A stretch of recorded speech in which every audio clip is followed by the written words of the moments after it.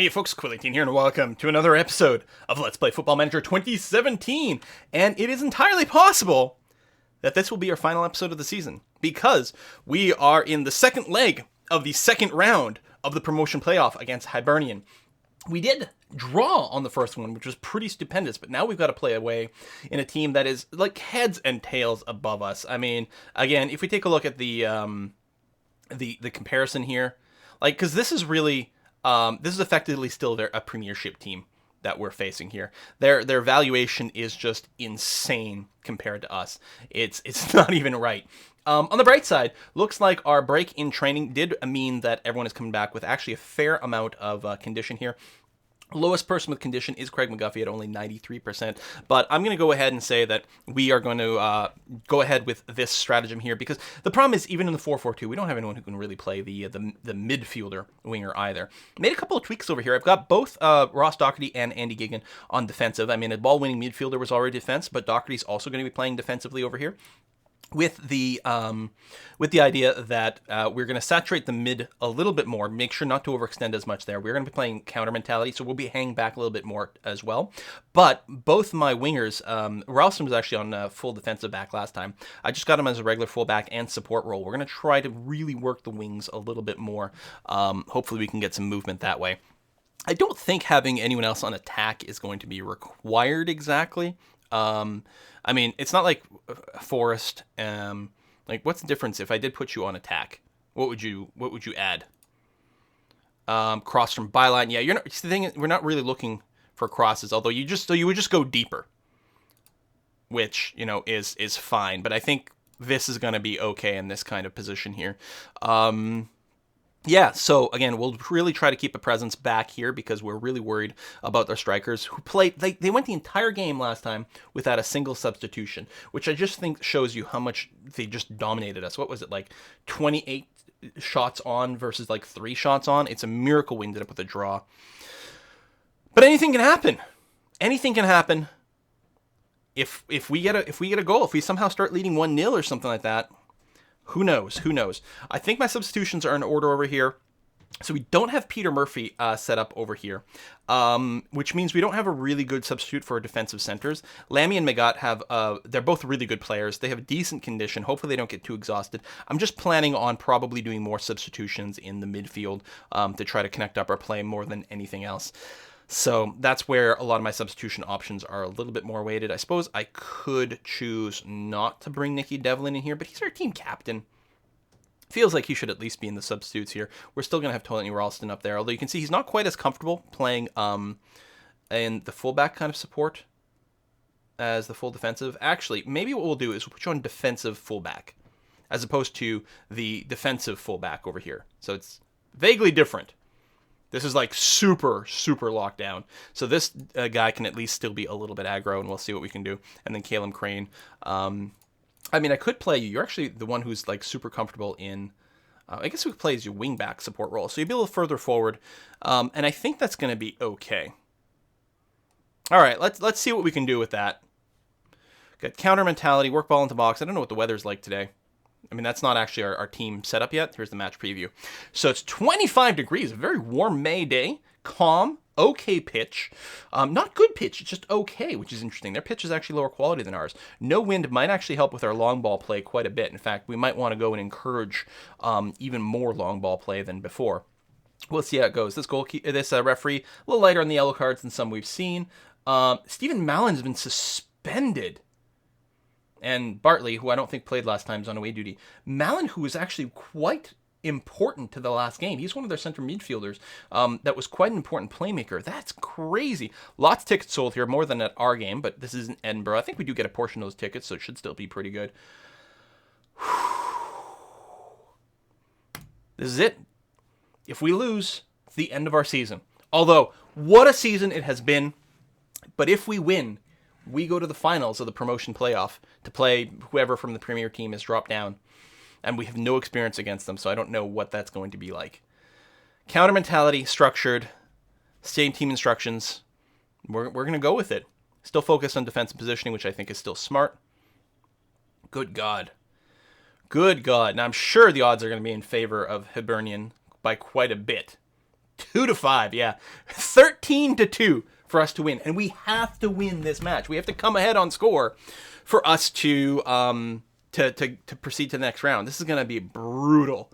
This is, oh my God. Tony Ralston, United have only conceded 24 goals in the 31 games. Okay, well, still sounds like a lot. Okay, so yeah, they are short one person, a little bit different. Cummings is still going to be playing, though. I mean, again, we can't not just, like, be on this guy like crazy. And we'll probably want to keep a close eye on the other striker. And this McGouch guy has been pretty dangerous, so I don't know if tightly mark is correct. As much as we'll just close down on him when he's got it. Oh, 5e. Yeah, so, I mean, we can't mark everyone. 5e did actually do a lot of connections last time, too, and it would prevent people from passing to him. Does he have, like, really good passing? The problem is they all are really good. Yeah, that's really, really good passing. And so preventing the ball to get to him would be nice, but, like, they're all like that. You know what? I'm just going to do this. We'll have more flexibility. Okay, as long as the strikers are on. They can have nothing to lose here.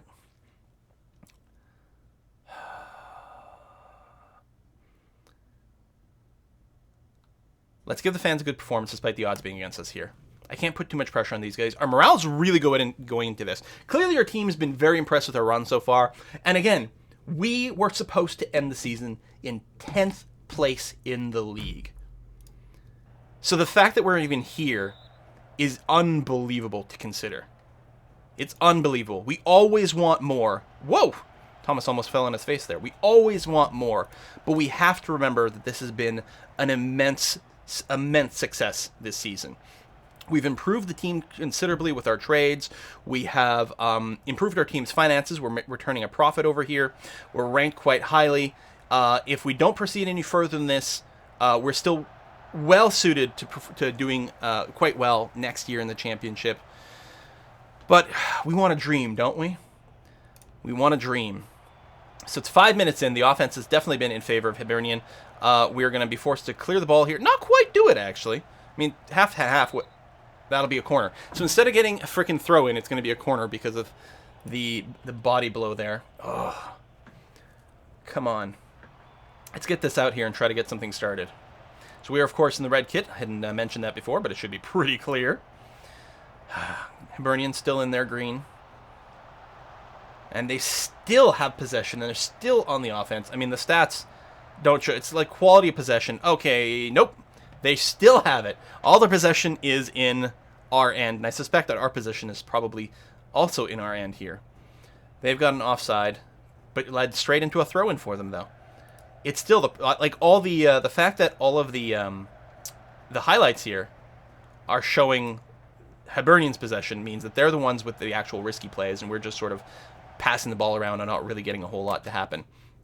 I will go ahead though and start to throw in the instructions to, and we'll try to play a little bit faster, or not faster, but wider, and really try to just shoot the ball forward when we can.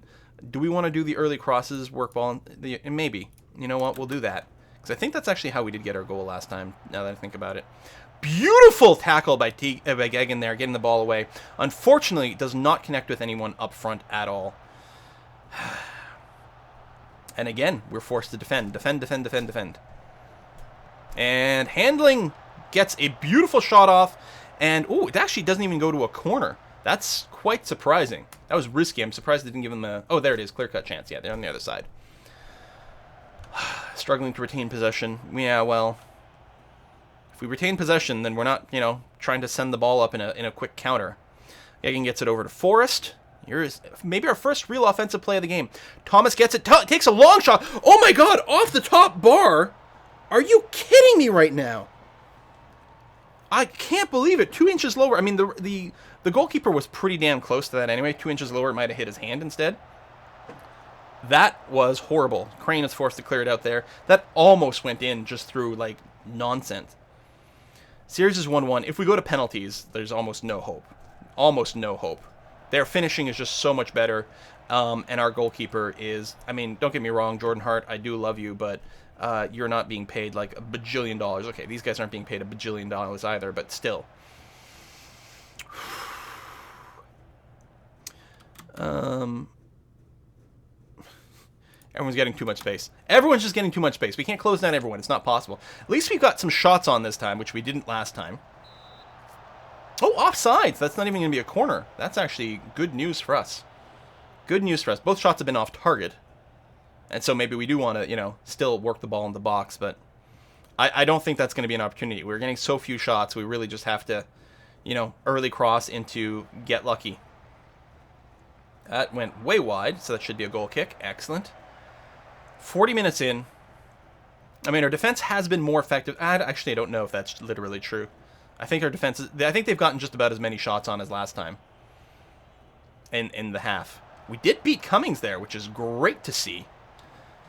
So are there any tactics changes we're going to do? Well, I mean, other than, you know, play better, play harder. Not really. I'll be, you know what, I'm going to be passionate about it, like, I can try to keep up their morale, actually, because the morale's dipped a little. It's only good now. If we can keep our morale up in this away game, I don't know. Our morale will take a dive if we do get scored on. Wide to Gray. Gray does get in front of the net. There was no one there to take that. Lammy's forced to clear it wide, though, which is going to keep possession in the Hibs' hands. 5 minutes left in the half. I mean, plus whatever added time. Here comes a throw-in. Gray gets it in front of the net. Hart deflects it off. It's going to be a corner, though. Again, I'm not sure his hand needed to get on that. If he just let it go by, it might have been a goal kick for us. But, I mean, you never know who else is around, I suppose. Magat gets his head on it, clears it. Forrest is going to be able to carry it out. He just dumps it again wide to the flank. Thomas is in possession for it, but we just get beaten. They're just so fast and so good at the headers. It was a great pass from Forrest to Thomas, but it doesn't matter. Seriously? He just fell over. Come on. It's going to be a free kick here. Kind of a dangerous one, honestly.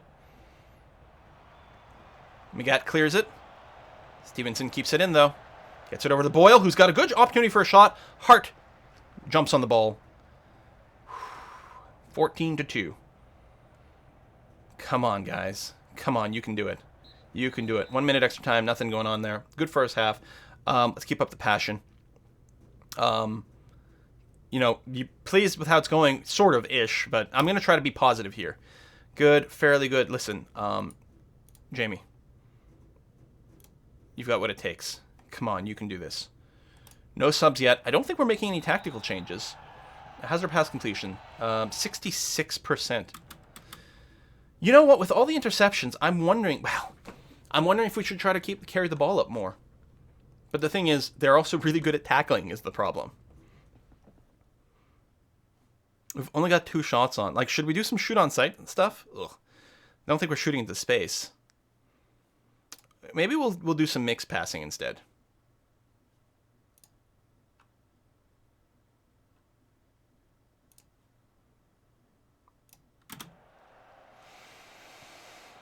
All right, Force gets it way up to Thomas, but again, these giant passes are on target, but maybe too easily intercepted. I don't know. Well, we're going to mix passing now. See if that makes a difference. And finally, a substitution on the opposition. Bring in another striker. Well, Keatings, we will keep an eye on you. 50 minutes in. I don't know if we're subbing in yet. There's our sub. I don't know what the play is right now. Kind of moot. I think we've got someone down to 73%. So how soon do we want to start doing these subs? I don't know. Oh my god, how did that not go in? Oh my god, Jordan Hart, you are the greatest. Oh my god. I mean, they still have a corner, but how? That looked like that should have gone in. How are we not down by a goal? I'm not complaining, but I don't know what's going on. The gods of foot soccer ball want us to win, you guys. Okay, well, we can't sub Craig McGuffey or Alan Forrest. There's no one in that role. Gary Harkins has still got some juice in him. We're going to leave him there before probably we pull him back and replace him with Jamie a little further back. I suppose we could have Jamie as an attacking midfielder still. Caleb Crane not having a great game. Everyone's still got a fair amount of endurance. I don't know if I want to do a sub. Paul Kearney's feeling great with the morale. We'll go a little bit longer. Maybe we'll wait until the 60-minute mark. Just try to squeeze out a little bit more juice of what is presumably our better players. Harkins with a great pass there, and Thomas keeps up the offense, gets it back to Crane. This is our first proper play, I'd say. First proper offensive play going on. Doherty back to Crane. Crane's got a couple passing targets. Tries to get at Thomas. Thomas keeps getting beat. All right, Thomas. You know what we're going to do? We're going to sub you. We're going to bring in Craig Moore. That's what we're going to do. Who is not a target man. He's just going to be a, like, just advanced forward is fine. That's what's going to happen here. And maybe, you know, people are trying to pass too aggressively to target man. Maybe we're not developing up the flanks the same way. We're just trying to dump it up to Thomas, who's alone, you know, and maybe doesn't have someone else to pass it to when he picks it up, as well as he's just not winning those. So maybe this makes the most sense. I mean, I could have just told Thomas to not be a target man for a while, but we may as well get a fresh pair of legs right up front. Again, we've got to score. It's amazing we haven't been scored on here, but we have to score before it gets to penalties. Oh! Goes wide. Oh, thank God. Every time I see this guy's name, I'm really worried about what's coming. Nah. The other thing we could do is we could do more late substitutions, because if it goes into extra time, we're going to be gassed. Now, what's interesting is, I don't know if Football Managers does this, but in the Scottish Football League, they do allow now a fourth substitution in extra time in cup games. I don't know if this counts for the playoffs here. And I don't know if it's simulated in playoffs either, because actually Ayr United made the record books because they were the first team to make use of that fourth substitution. It was like basically like the first day or, you know, something like that. It was available. Oh, God. McGuffey gets it and clears it deep. Moore can't get it. But this, Harkins does get on it. McGuffey's got it again. He's got actually a nice target to pass it up to Moore here. Moore is going to be, fails to get his feet on it properly. Back to McGuffey. Gets it over to Harkins. Back to McGuffey. Over to Moore, who is Moore's first touch really bad? What's going on here? It's an 11. It's not great, but it's not tragic.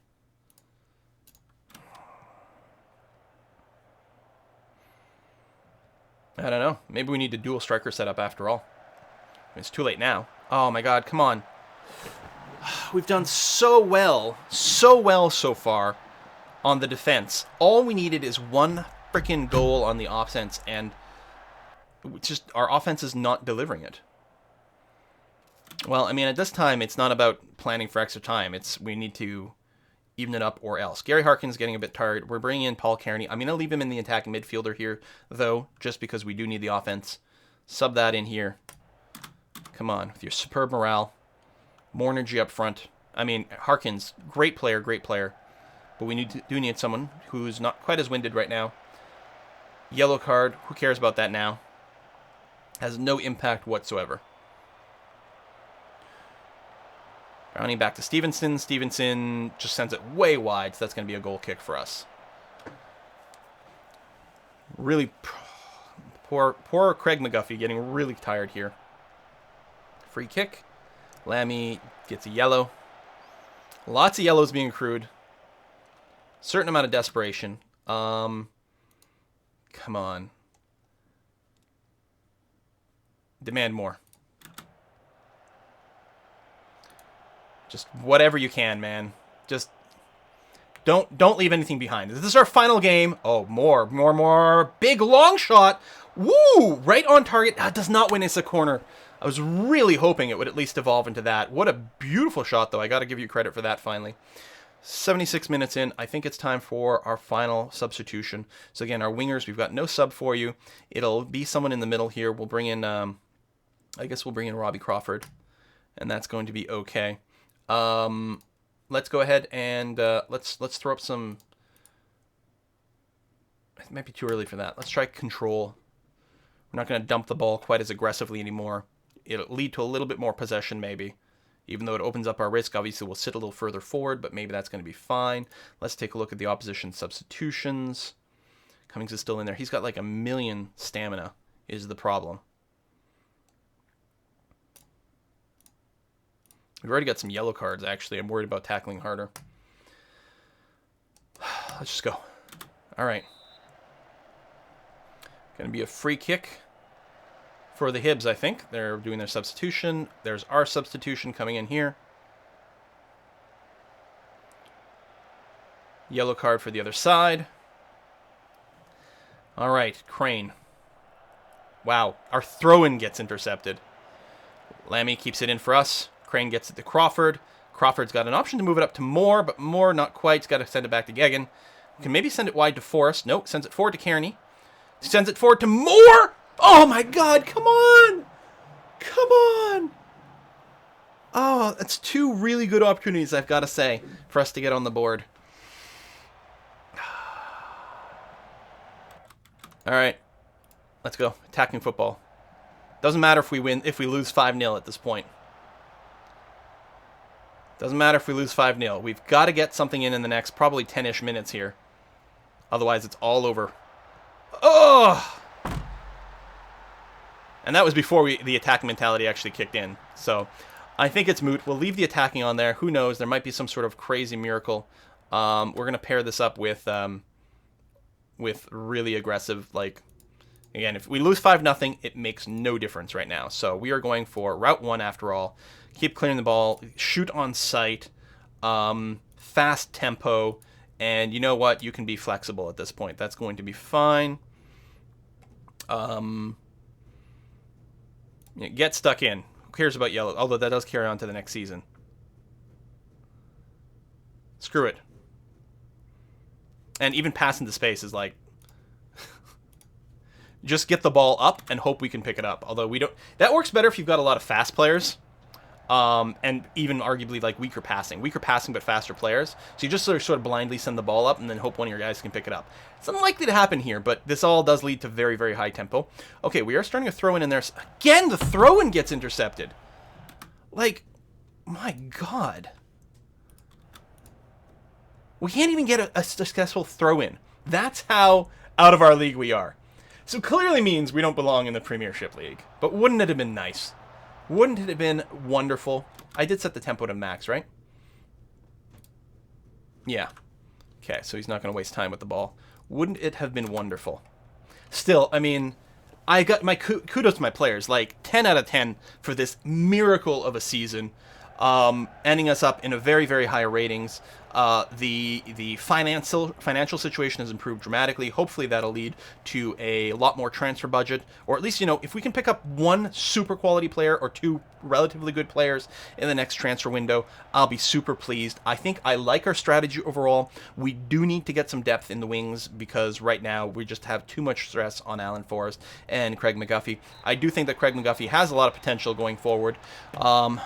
That's it for the game. I mean, you know what? Like, putting the results aside, yeah, I'm not going to yell at you. That is the end of our season, ending in that 2-0 loss to Hibernian here. But I feel like we made the correct decisions going in. We were just... So how did we beat these guys twice is the question. Although, I guess to a certain extent, our weird sort of... What do we call it here? The 4-4-2 diamond narrow was in part designed to defeat the Hibs at some point in the past, or all the players playing this 4-4-2. We did get some luck with that, but I think that was mostly just that. Luck, exactly. I don't think this would result in more shots on. I don't think it would have led to a better defense this time. I think I'm still quite keen on the 4-2-3-1. We're just, like, momentously outplayed by a better team. And yet... I mean, what great game. I mean, we did extraordinarily well here. Again, the thing we were hoping for at first was not to get automatically relegated and then maybe, you know, not even get to the relegation round and then maybe end mid-table. And here we are ending up in the playoffs and actually even beating the first round of the playoffs is quite good. I would have liked to do a little bit better in some of these cups, but even then, you know, we didn't do badly at all. Some of the expectations, they're all pretty low. Be competitive, and we actually did surprisingly well, I think, in the Betfred Cup, getting beat out by the Celtics, which that's what's going to happen. But that's it. That's the end of the Championship League. 3-1 aggregate defense, and that's that. What happens if I continue over here? Is it gonna like? Because that's it, right? Until forever from now. There's gonna be a break. There's going to be a trading period. Apparently, there's a bit of stuff on the schedule still. If we take a look at ours, some contracts are expiring. What's this? Is this an under-20s match? Go on holiday. Oh, that's today. Today's the 21st. But yeah, there's nothing. Then the transfer window closes. What a series! What a series! They say that bronze medal winners are happier than silver medal winners. And the reason for that is typically, like in the Olympics, typically it's the way the games go is, you do your tournament structure, and in the end, you end up in the game for first or second, right? The winner of the final game will be gold, the loser of the final game will be silver, whereas there's another match going on at the same time where the winner of that game ends up being bronze and the loser ends up with nothing. And so the bronze medal winners have won their final game and also feel a way that they walked away with something rather than nothing, right? It could have been so much worse. Whereas silver medal winners tend to look at it as, a slightly lost opportunity. And in a sense, I suppose in the playoffs, technically we ended up in the bronze position over here. But to me, it feels like it's the silver situation, right? We did so good. So good. Bronze to me would have been just ending up relatively high in our competition. We don't have the... Can we get the league position here? Yeah, with silver would have been ended up, mid-table and not just being, eliminated. Bronze. Silver means we made the playoffs but didn't get promoted. It's very likely that we wouldn't have won the follow-up match anyway, right? Beat the Hibs, and then we have to play against whoever's actually coming down from up top, and I don't remember who that is. Whether or not the Hibernians can beat them or not will remain to be seen. Could be the Hibs will remain in the league next year. Falkirk is getting promoted, that's for sure. Whether the Hibs do or not depends on if they win. But look at this. Profit this season, $151,000 in profit over here. So we're helping to improve our club finances dramatically. If we were to continue this series into the 2017/2018 year, we would be able to strengthen our team dramatically, and our performance should be even better than it was this year. A lot of the players we're relying on, we have them for long contracts. A lot of them are still developing, like McGuffey here, who we've actually moved to a full-time contract, so hopefully he'll develop well. Forrest, what's your potential ability? We might consider also moving you to full-time, because I think you're still part-time here. We've got a lot of part-timers, right? And that's, I think, very common in League One. You don't have the money to pay someone full-time, so a lot of part-timers. And so we came into this season with a lot of people still on their part-time contract, which means they're not training full-time, which means they're not developing their abilities as much as they potentially could.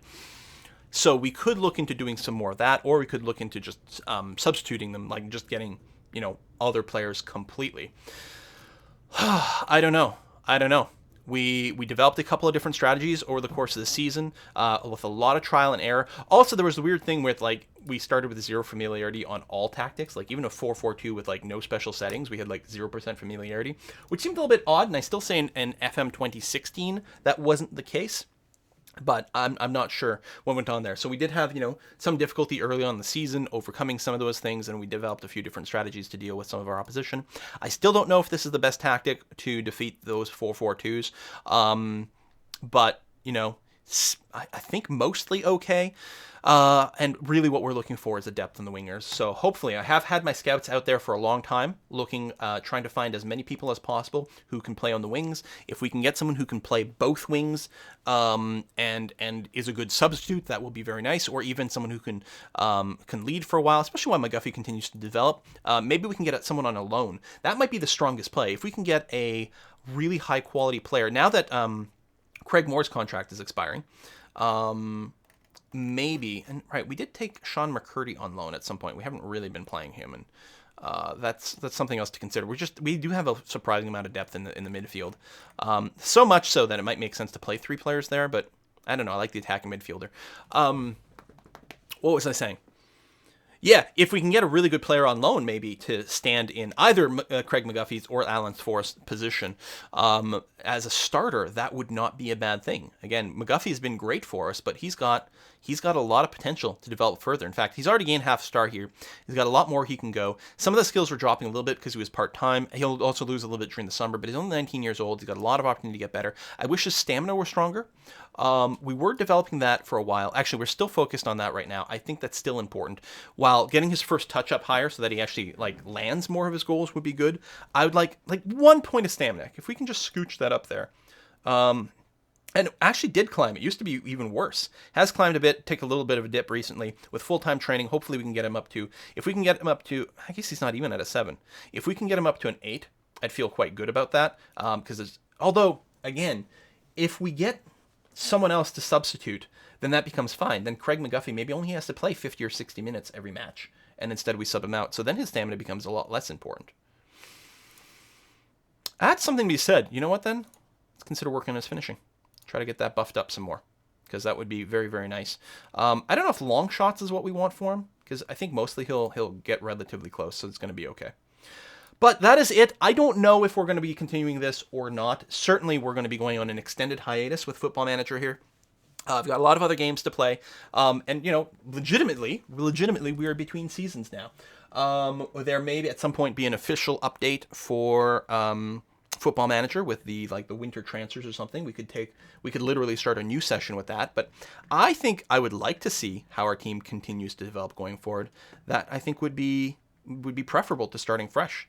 I don't know. 6.5 dozen there. Let me know in the comments if you'd like to see Air United continued more than starting a new team. If you do have a new team in mind, do let me know what you think would be a good and interesting fit. Again, I do tend to like to avoid starting with the Premier League teams. I like starting lower down, so we've got more room to grow. But you guys let me know. And in any case, this series will be on a break for some time here, one way or the other, because we've got other games to play. Thank you so much for watching through all... What is this going to be? 53, 54 episodes? Something like that. You guys are incredible. Thank you for all the advice and help that you've given me on this game, which I just adore playing this game. Absolutely. It is fantastic. High drama.